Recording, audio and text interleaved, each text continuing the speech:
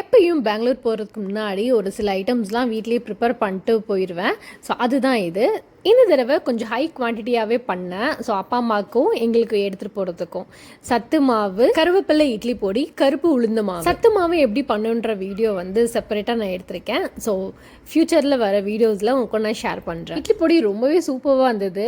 பண்ண உடனே நல்லெண்ணெய் ஊற்றி சாப்பிட்டோம். ஈவினிங் போல் நாங்கள் எப்போயுமே ஊருக்கு வரும்போது இங்கே ஒரு விசிட்டை போட்டுருவோம். ஸோ அபூர்வா ஹோட்டலுக்கு தான் வந்தோம். ஸோ இங்கே வந்து நல்ல ப்ளே ஏரியா இருக்கும் கிட்ஸுக்காக. ஸோ எங்கள் பாப்பா கூட்டிகிட்டு வந்தால் கொஞ்சம் நேரம் நல்லா விளையாடுவாங்க.